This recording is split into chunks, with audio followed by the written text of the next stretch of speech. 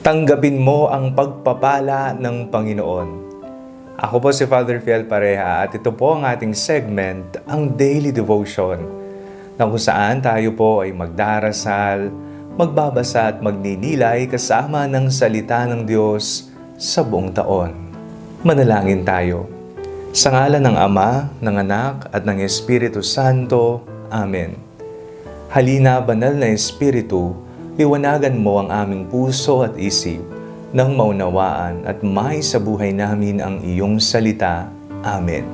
Our Bible passage for today is from the book of Psalms, chapter 112, verses 1 to 3, and I read it for you. Praise the Lord.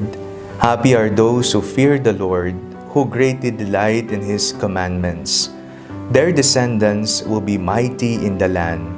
The generation of the upright will be blessed. Wealth and riches are in their houses, and their righteousness endures forever.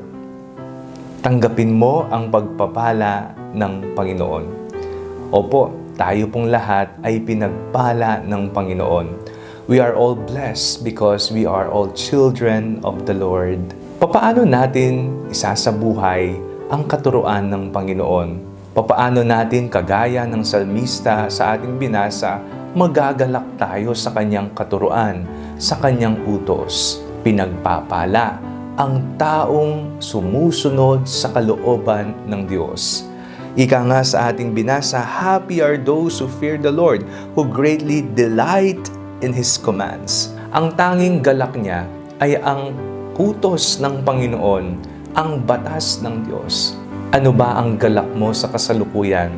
Ang iyong tuwa ba ay nanggagaling sa makamundong kapangyarihan, material na bagay, o kaya naman sa posisyon o sa iyong yaman?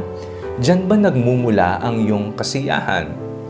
Ang salmista, para sa kanya, ang galak niya'y nagmumula sa batas ng Diyos. Lagi po nating tatandaan, maaring ang mundo'y handog sa atin, kayamanan, material na bagay, kapangyarihan, kasikatan.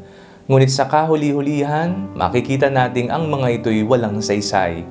Tanging ang pag-ibig at ang batas ng Diyos ang siyang magbibigay sa atin ng kabuluhan sa buhay dito sa mundo. Nang sama-sama tayong sasapit sa ating tunay na tahanan, sa ating tunay na kayamanan, ang kalangitan kasama ng Diyos. Manalangin tayo. Panginoong Jesucristo, naway lagi naming maisapuso ang iyong batas at mapagtanto na ang aming tunay na tahanan ay ang kalangitan kasama mo. Amen. Sa ngalan ng Ama, ng Anak, at ng Espiritu Santo. Amen.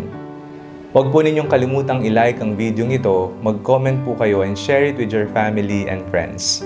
Ang Panalangin Bago Matulog ay may sariling Facebook page na po. Huwag niyo pong kakalimutang mag-like at mag-follow dito, and do not forget to subscribe to our YouTube channel.